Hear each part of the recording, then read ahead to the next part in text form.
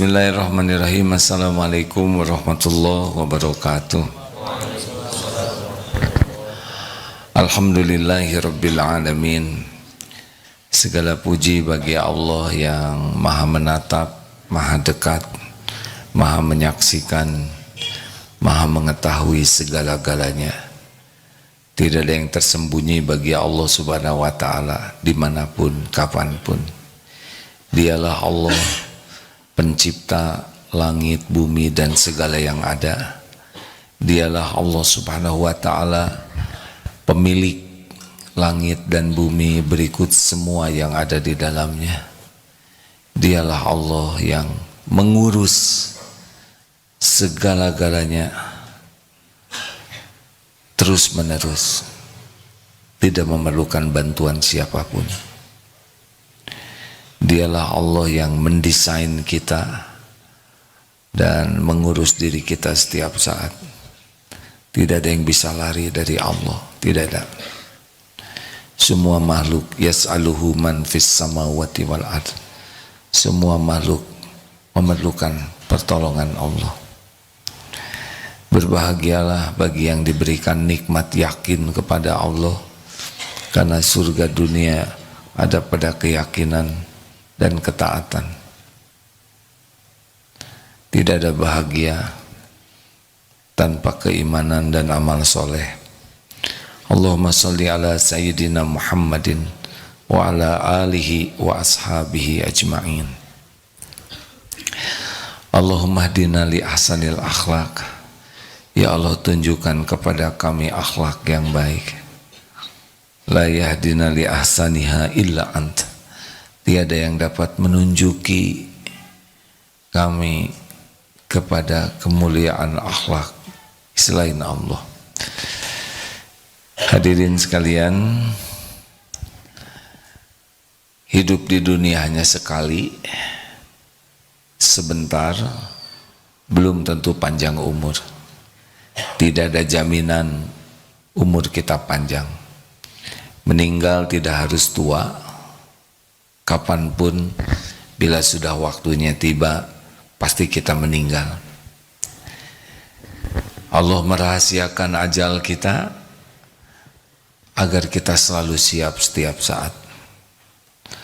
Orang yang paling cerdas di antara kita adalah aktsaruhum lil maut dzikra. Orang yang paling banyak mengingat kematian. Hidup di dunia hanya sekali dan sebentar. Allah menciptakan kita agar kita bahagia. Bahagia ada di 3 tempat di dunia, namanya hayatan thayyibah. Di kubur, di alam barzah. Kita harus bahagia. Di sana kita akan menanti sampai kiamat. Pasti itu. Bukan main-main ini. Kita pasti mati. Kita pasti ada di alam barzah, dan nanti ada tempat yang kekal di akhirat nanti. Hidup di dunia bahagia syaratnya 2, iman dan amal soleh. Tidak ada bahagia yang asli tanpa keimanan, dan tidak ada bahagia dalam dosa, dalam maksiat, dalam perbuatan buruk, tidak ada. Tapi Allah menciptakan nafsu. Nafsu itu selalu mengajak kepada bisu'i, kepada keburukan. Jadi memang begitu. Tidak serta-merta langsung jadi soleh kita ini. Kita diberikan nafsu, yang nafsu ini kecenderungannya adalah berbuat buruk. Ujiannya di sini. Allah yang menciptakan. Juga Allah menciptakan setan. Inna syaitana lakum aduwwun fattakhiduhu aduwa. Sesungguhnya setan itu musuhmu. Setan ini tidak kelihatan oleh kita, tapi setan bisa melihat kita. Setan tidak punya pekerjaan lain selain menipu, membisiki kita untuk berbuat buruk. Kendaraan setan adalah nafsu. nafsu sudah ngajak, tidak mau diajak baik, kecuali nafsu yang dirahmati Allah, kemudian dibisiki setan. Setan tidak bisa memaksa, tapi setan menipu dengan menampakkan bagus sesuatu yang jelek, menampakkan indah sesuatu yang buruk, menampakkan menguntungkan sesuatu yang merugikan, menampakkan hal-hal yang disukai nafsu sebagai keberuntungan, tapi hanya tipu daya. Sebagaimana Nabi Adam, nenek moyang kita, kakek moyang, ditipu oleh iblis. Begitulah. Tetapi ada Allah, jangan lupa. Kalau kita tidak bisa melihat setan, setan itu makhluk ciptaan Allah, makhluk dalam genggaman Allah. Dan setan tidak berdaya kepada orang yang punya dua kunci ini. Satu, orang yang ikhlas, dan yang kedua mukhlasin ya. Dan yang kedua adalah orang yang tawakal. Dulu pernah kita bahas ya. Orang yang tidak bisa digoda setan, tidak mempan. Nah, rekan-rekan sekalian,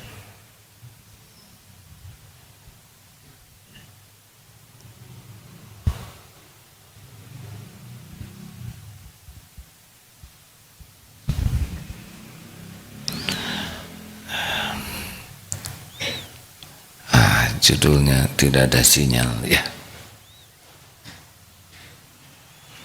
Baik, karena kita tidak tahu kapan akan meninggal, kita harus siap. Setiap waktu kita harus siap. Jadi rumusnya sederhana. Hidup di dunia bahagia dengan amal soleh, meninggal husnul khotimah ketika beramal soleh, betul? Di kubur kita bisa menikmati dengan bekal amal soleh, masuk surga dengan rahmat Allah. Tidak ada orang masuk surga karena amalnya, orang masuk surga karena rahmat Allah, hadiah bagi yang beramal soleh. Syarat amal soleh ada berapa? Dua saja. Satu, niatnya ikhlas. Yang kedua, caranya ittiba kepada Rasul. Artinya caranya benar. Jadi tidak ribet hidup ini. Tidak ribet ya. Nah, banyaknya orang ribet. Kenapa? Karena tidak ikhlas dan tidak serius kepada yang disukai Allah. Gimana tentang dunia ini? Dunia ini sepenuhnya milik Allah. Rezeki sepenuhnya milik Allah. Hanya Allah pemilik dunia berikut isinya. Hanya Allah yang mengatur rezeki. Tidak ada datang secuil pun karunia kecuali Allah yang memberi. Wa ma bikum min ni'matin faminallah. Jadi jangan risaukan apa yang sudah jadi janji dan jaminan Allah, tapi risaukanlah kalau kita tidak termasuk orang yang layak dijamin oleh Allah. Jelas tidak hadirin? Coba dipetakan ya, seperti masalah ini kan. Saya tidak nyebut ini wajah-wajah bermasalah ya, tapi ini wajah yang mengandung bukan mengandung masalah. Hidup kita ini pasti diuji terus. Ini hidup ini ujian. Hidup ini ujian sepenuhnya. Tapi semua masalah kita itu sepenuhnya ada dalam pengetahuan Allah. Tidak ada satupun masalah yang kita jalanin yang Allah tidak tahu. Allah, innallaha bikulli syai'in alim. Allah maha mengetahui segala-galanya. Tidak ada satupun masalah yang kita alami yang Allah tidak tahu. Pasti Allah tahu. Kenapa? Karena terjadinya juga dengan izin Allah. Bagaimana Allah tidak tahu sesuatu yang Dia izinkan? Allah tahu keadaan kita, lebih tahu daripada siapapun, lebih tahu daripada kita sendiri. Jadi masalah itu tidak bahaya. Masalah kita sepenuhnya Allah tahu, masalah kita terjadi dengan izin Allah, masalah kita pun hanya bisa selesai dengan pertolongan Allah. Jadi yang jadi masalah bagi kita bukan masalahnya, yang jadi masalah bagi kita layak tidak kita ditolong oleh Allah. Jadi pikiran kita tuh jangan sibuk, saya harus menyelesaikan masalah, tapi saya harus sekuat tenaga menjadi orang yang layak ditolong oleh Allah. Siapa yang bisa menolong kita selain Allah? Tidak ada. Tidak ada. Apa yang bisa kita lakukan kalau Allah tidak nolong? La haula wala quwwata illa billah. Ini penting pikiran ini ya. Seperti menghafal. Kita tidak bisa hafal tanpa izin Allah. Kita ingin nilai bagus, tidak bisa tanpa pertolongan Allah. La haula wala quwwata illa billah itu tidak hanya pada masalah duniawi, tapi untuk taat saja kita tidak bisa. Ini untuk duduk di masjid, datang ke masjid, sholat, ini tidak mungkin kecuali dengan pertolongan Allah. Menghindari dosa, maksiat, mata supaya tidak zina, mulut supaya tidak bicara sembarangan, itu tidak bisa kecuali Allah yang nolong. Jadi sepenuhnya kita harus minta pertolongan kepada Allah. Jelas hadirin? Nggak ada yang jawab. Nggak apa-apa, nggak jawab juga. Nggak mau sakit hati. Sakit hati itu berharap ke makhluk. Jelas tidak ini? Nah, kalau sudah jelas, apalagi yang akan saya sampaikan? Biasa, penyakitnya serba salah. Jelas Bu? Masa kemasan?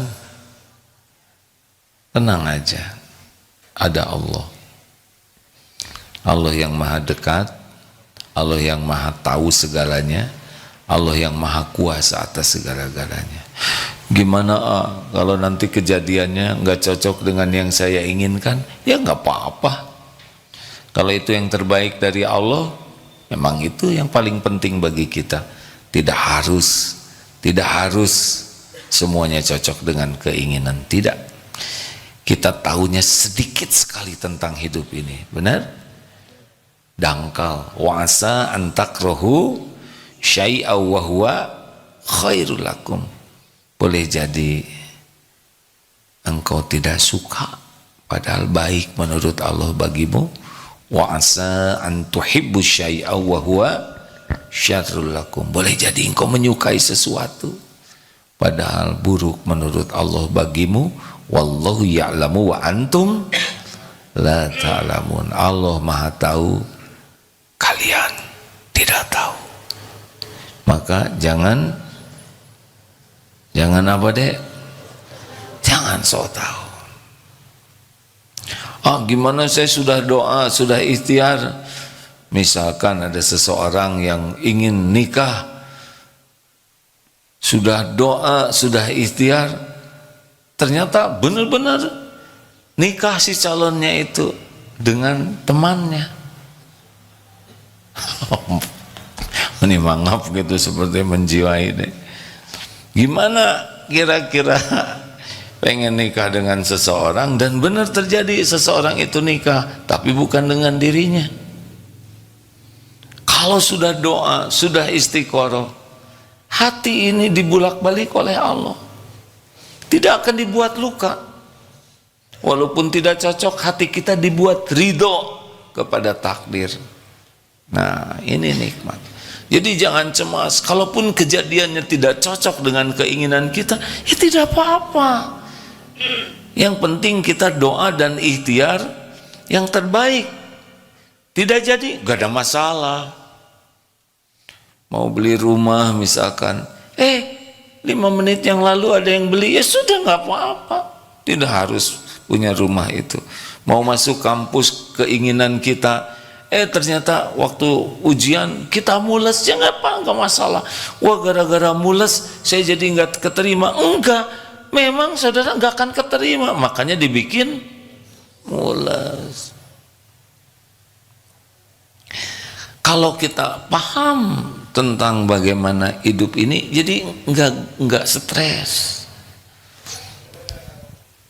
Nah, apa yang harus kita lakukan?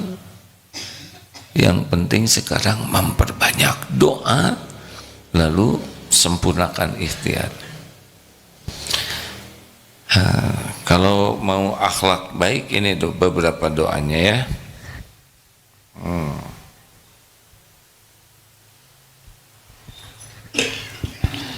Mau yang pendek doanya atau yang panjang? Ya, kita selalu ingin yang simple ya.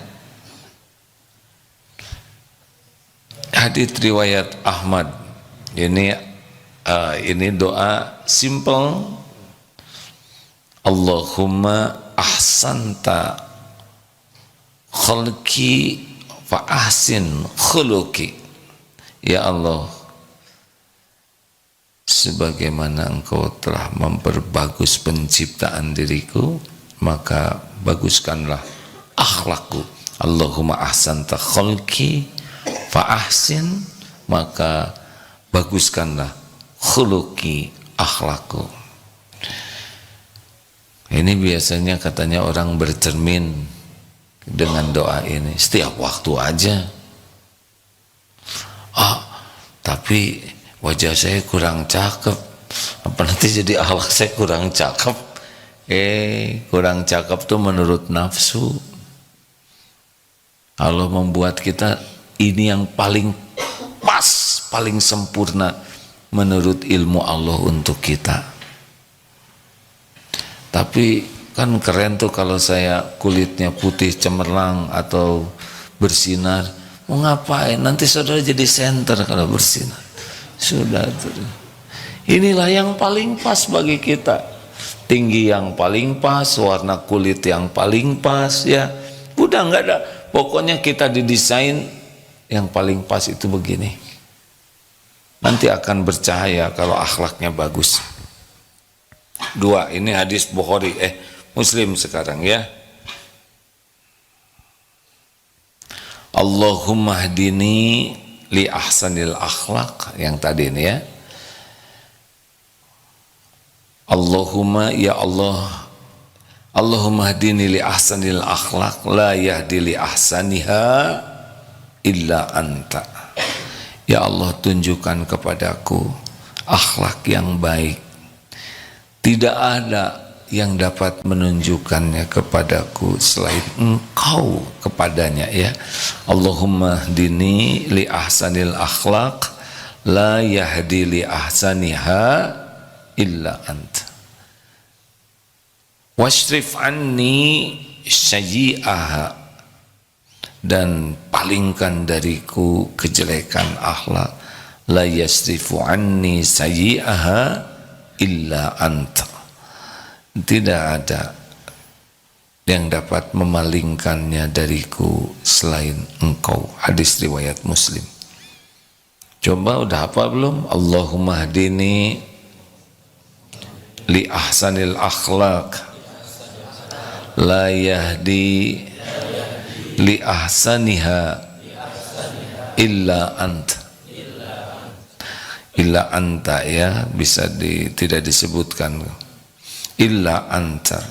Wasrif anni syai'aha, la yasrifu anni sayyi'aha illa anta.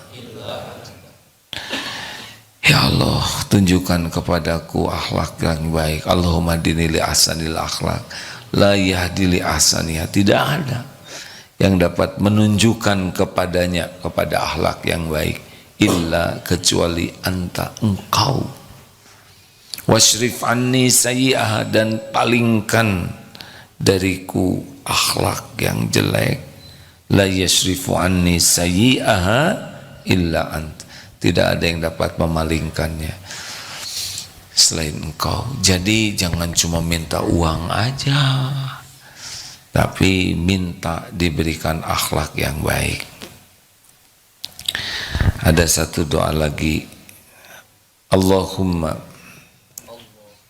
maksudnya ikuti, Allahumma inni a'udzubika min munkaratil akhlaq wal a'mal wal ahwa wal adwa. Allahumma inni a'udzubika min munkaratil akhlaq wal a'mal wal ahwa wal adwa. Allahumma inni a'udzubika min munkaratil akhlaq wal a'mal wal ahwa wal adwa. Alhamdulillah, ya Allah, sesungguhnya aku berlindung kepadamu. Allahumma inni a'udzubika, pakai sesungguhnya, berlindung kepadamu, min munkaratil akhlak, dari kemungkaran akhlak, amal, ahwa itu hawa nafsu, dan adwa itu penyakit. Hadis riwayat Imam Tirmizi sahih.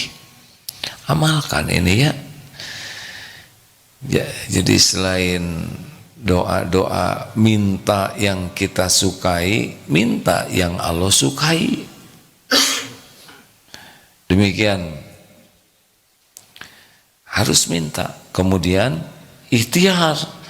Ikhtiarnya bagaimana? Nah, diusahakan. Rasulullah bersabda seperti begini dalam hadis riwayat Bukhari, wa may yatasabbar, barang siapa yang berusaha sabar, yusabbirhu lahu, maka Allah akan menjadikannya bersabar. Jadi sabar itu kita minta dan kita berusaha, bermujahadah, menahan diri, nanti Allah lah yang membuat kita sabar. Bisa dipahami ini? Jadi tidak cukup hanya doa, wa may yatasabbar, barang siapa wa may yatasabbar yusabbirhu lahu, maka Allah akan memberikan kesabaran, menjadikannya sabar. Wa ma utiya ahadun ata'an khairun wa awsa'a minas sabri, dan tidaklah seseorang diberikan anugerah yang lebih baik, khairan wa awsa'a minas sabri, yang lebih baik dan lebih luas dari kesabaran. Hadis riwayat Bukhari. Jadi harus digabungkan antara kekuatan kesungguhan berdoa dengan mujahadah untuk sabar. Makanya kalau ada yang menyakiti, menghina, ini cara Allah meningkatkan kesabaran kita. Kalau tidak ada yang bikin sakit hati kita, kita seperti tidak dikasih soal, tidak usah marah kepada yang menjengkelkan, karena setiap kejadian adalah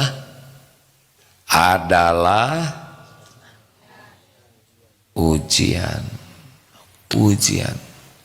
Jadi kalau ada teman yang menjengkelkan, itu ladang, itu karunia dari Allah. untuk meningkatkan kesabaran kita. Ya, kita kan lulus ujian karena ada soal, benar? Kalau tidak ada soalnya, ya kita tidak bisa berlatih, tidak bisa lulus. Terima kasih. Ada, sekarang Kamis sudah tersambung. Sudah tersambung kepada beliau? Sudah. Alhamdulillah. Coba Ustadz tolong dibacakan surat apa aja maunya. Sebentar ya.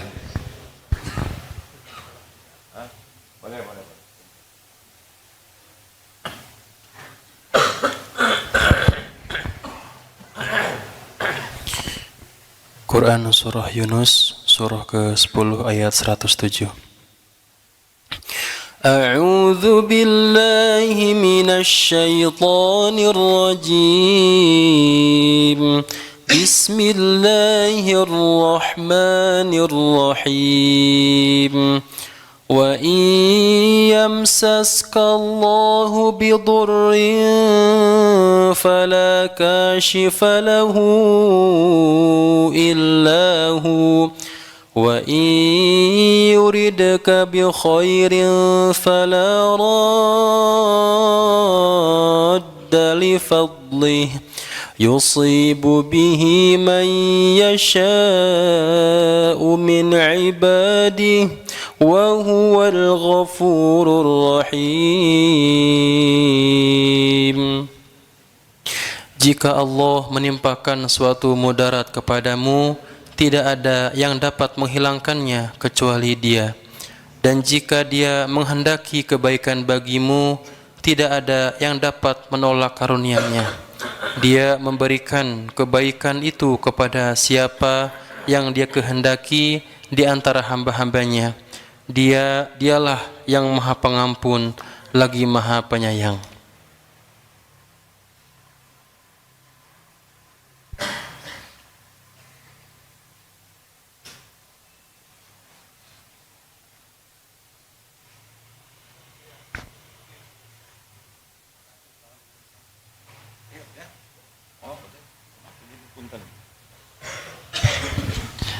Ada santri yang mau nikah,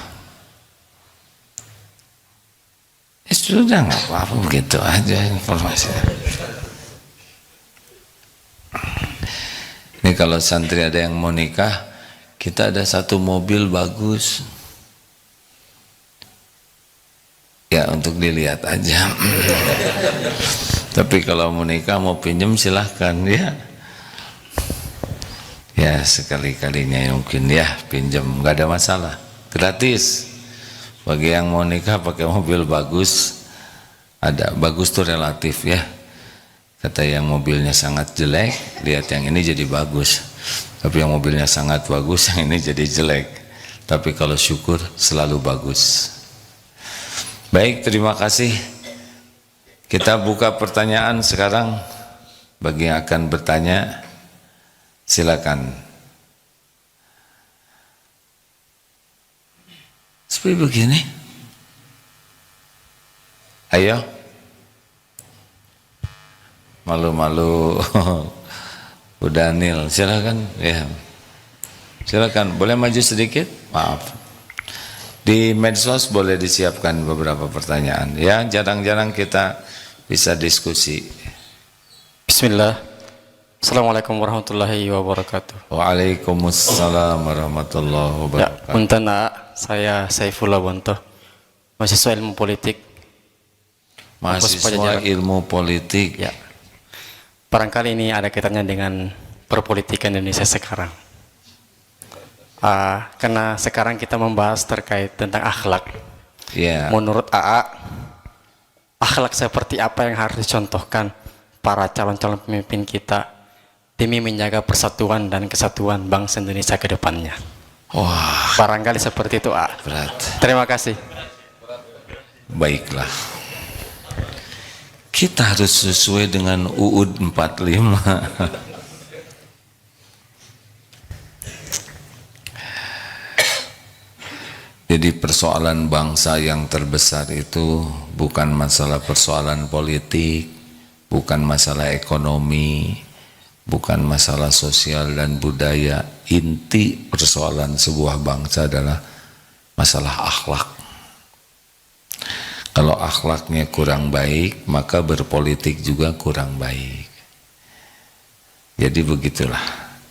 Kalau akhlak sudah tidak baik, berbisnis juga tipu menipu.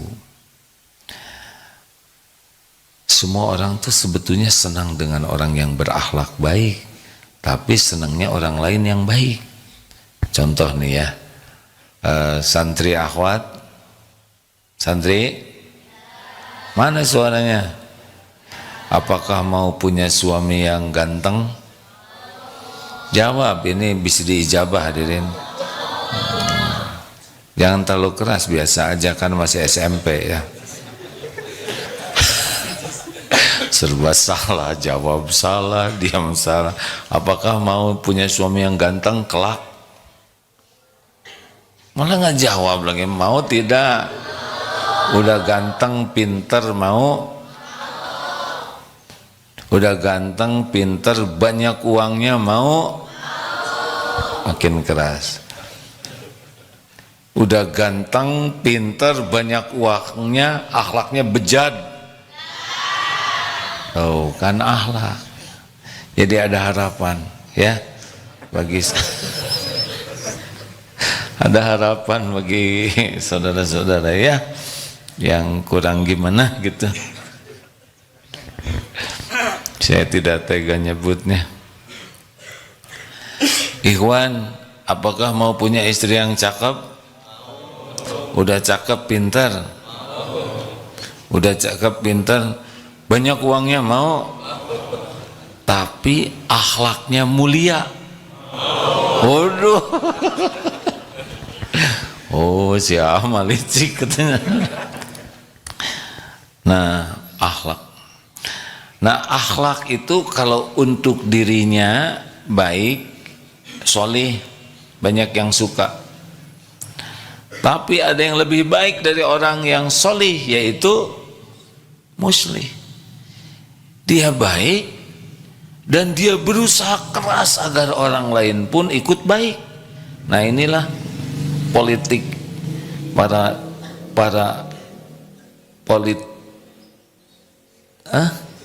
ini nggak boleh dipisah. Politikus seharusnya beliau punya diri yang baik dan sangat bersemangat ngajak orang baik. Kalau hanya diri baik, ya punten ya, sebelum diangkat jadi Nabi, Rasulullah SAW track recordnya baik, sangat baik ya, semua suka. Tapi ketika diangkat menjadi Rasul, nah beliau kenapa dimusuhin? Karena ngajak orang lain jadi baik, ngajak bertauhid. Apa pilar utama orang jadi berbuat baik dari segi amal soleh ya?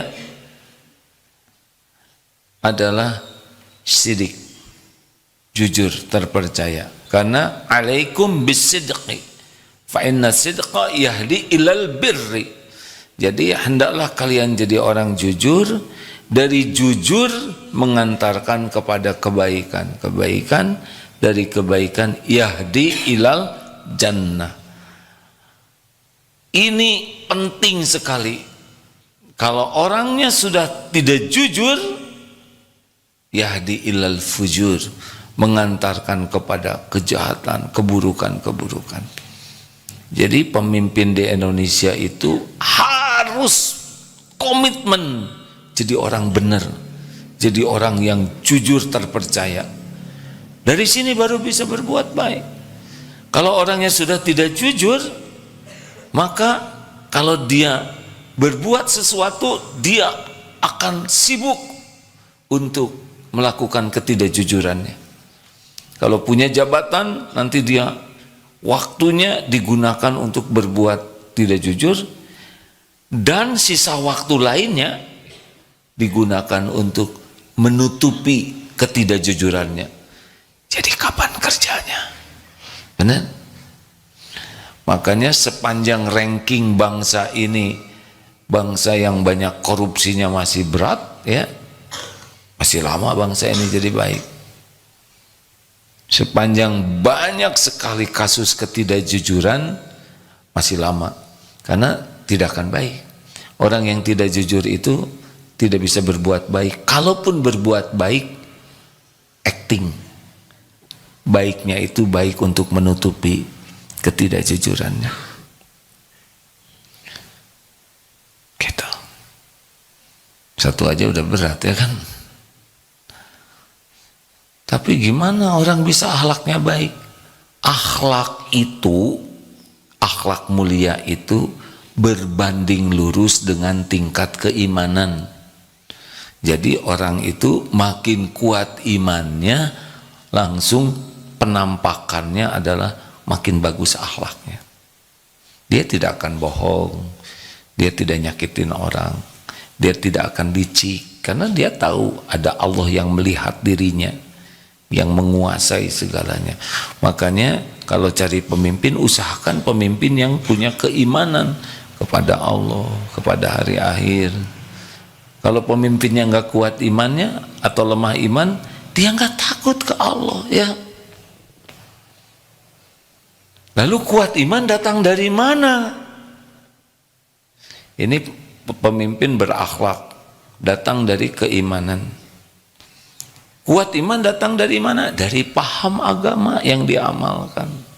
Kalau enggak paham agama, tidak bisa, karena pupuk iman adalah ilmu. Makanya kalau nyari pemimpin, usahakan pemimpin yang paham agama, bukan tahu, ya. Apa ciri orang yang paham agama? Berusaha keras mengamalkannya. Kalau tahu masih jauh, tahu sabar, jadi sabar jauh, gak bisa, karena ada paham dulu. Kalau tahu asal dengar, kalau paham harus belajar dengan sungguh-sungguh. Nah silakan cari di antara tiga pasangan itu yang pemahaman agamanya paling baik. Kalau pemahaman agamanya paling baik, insya Allah pengamalannya juga bagus. Pasti buahnya adalah seperti apa? Halakosa. Tahu halakosa? Apa? Hayin, lain, koribsa. Penampakannya itu adalah tenang dan menenangkan, teduh meneduhkan. Hayin, tenang bawaannya tuh, bukan lemot, ya. Dia kenapa bisa tenang? Karena iman itu pasti menghasilkan ketenangan, dan orang tenang itu akan bisa menenangkan. Raut mukanya, tutur katanya, pemilihan nadanya juga itu, aura ketenangan itu akan keluar. Tenang itu dari mantap, ya. Orang kalau mantap itu tenang. Bukan tidak punya ketegasan, tetapi fondasinya tenang. Kenapa tenang? Ala bizikrillah tatma'innul qulub. Camkan, hanya dengan mengingat Allah hatimu akan tentram. Jadi orang beriman tuh banyak ingat Allah, selalu kembali ke Allah, yakin kepada Allah, itu hasilnya tenang. Beda auranya tuh. Ada tenang casing, yang tenang ditenangkan. Apa bedanya? Nanti kalau ada sesuatu meledak tuh. Tenang yang ditahan dengan tenang asli beda. Ya. Yang tenang asli tuh dalam segala kondisi bisa menghandle dirinya, tapi tenang-tenang yang dibuat-buat, ya, nanti meledak sendiri karena bukan asli. Yang kedua, lain, sangat sopan dan merata sopannya tuh, sudah mendarah daging. Lahir dari mana? Dari kasih sayang. Jadi pemimpin yang baik tuh yang punya kasih sayang, tidak penuh kebencian, kedendaman, sakit hati. Nah, sayang itu akan menghasilkan kesopanan. 3, qorib. Qorib ini dekat. Datangnya dari mana? Dari tawadu, humble. Tidak merasa diri lebih dari yang lain, tidak meremehkan yang lain. Orang-orang yang berakhlak baik, humble, tawadu. Cirinya apa? Akrab, hangat. Kalau ketemu tuh hangat. Kalau ketemu menyenangkan, kalau nggak ketemu ngangenin, dirindukan. Rasulullah begitu. Dan yang keempat, sahal, mudah, nggak ribet hidupnya tuh. Kenapa bisa sahal? Karena dia bisa mengendalikan nafsunya. Yang membuat ribet itu adalah nafsu. Begitu. Ada nggak di kampus pelajaran itu? Nggak ada. Ajarin aja. Polatak politik. Ini kita aja ya deh. Semua politikus ujungnya meninggal. Ini rahasia umum. Mati. Dan harus mempertanggungjawabkan pertikusannya. Presiden-presiden semuanya bakal meninggal. Dan di akhirat akan dituntut 280 juta orang Indonesia. Belum kambingnya, belum dihitung ya kan, kucing. Nggak usah pengen jadi presiden, gak ada yang mencalonkan. Tapi kalau sudah takdirnya jadi, bekal jadi, ada jalannya untuk jadi. Harus siap aja, tanggung jawab. Ini aja ngurus santri segini, kata guru saya, awas AA, nanti dituntut santri-santri yang dititipkan di sini. Ya, ini saya juga tidak bisa kenal semua ya. Mikir semua ya. Kalau gitu nanti nggak ada yang mau jadi presiden, ada tetap. Yang emang gadisnya bekal jadi, jadilah. Tapi kalau nggak pakai iman ya menderita. Begitu ilmu politiknya ya. Secuplik itu deh. Lanjut. Ada pertanyaan selanjutnya? Cek. Izin A dari media sosial. Ada yang selang-seling ya. Silakan. Assalamualaikum AA, izin bertanya, bagaimana cara agar hati yakin bahwa janji Allah itu benar dan Allah itu dekat? Posisi sekarang sedang mencari kerja dan sudah semakin khawatir akan masa depan AA. Masa depan? Gimana Pip? Yang jelas pertanyaannya Pip. Ya agar hati yakin dan Allah itu dekat. Sekarang sepertinya sedang kesusahan mencari kerja. Tapi beliau masih hidup? Masih A. Masih makan? Masih. Masih berteduh? Masih mungkin A. Masih napas? Insya Allah masih A. Masih bergerak? Masih A. Apa yang kurang kira-kira ya Pip? Kurang bersyukur A. Itulah jawaban dari Syekh Apip. Kalau kita ingin yakin kepada Allah, jaminan Allah, dengar ini, ingin yakin terhadap janji jaminan Allah, caranya gimana? Caranya tafakuri apa yang Allah beri selama ini. Dari mulai janin, sel ketemu sel sampai detik ini, apa yang kurang? Berapa tahun umurnya Pip? Yang nanya Pip? Izin A, tidak tahu A. Tanya. Berapa tahun? Gimana kita ragu? Punten ya AA, sekarang udah setua ini. Bagaimana saya ragu? Kalau 62 tahun hidup, kalau plus janin 62 plus 9 bulan, ya kan? Kan di rahim ibu 9 bulan. Itu juga terjamin rezekinya. Di dalam rahim beres rezeki kita tuh. Lahir jadi bayi nggak bisa apa-apa, beres. Zaman TK segitu culunnya nakal, beres rezeki. SD, SMP, SMA, terus tiap saat Allah memberikan karunia-Nya kepada kita. Masa masih ragu sih? Jawab. Enak ngomong gitu. Emang enak. Cerita tentang karunia Allah tuh nikmat, hadirin. Dan Allah tahu. Kita mikir apa aja, berbaik sangka atau berburuk sangka. Ana 'inda dzanni abdi bi. Aku sesuai dengan prasangka hambaku. Kalau kitanya buruk sangka terus ke Allah, ya itu yang terjadi.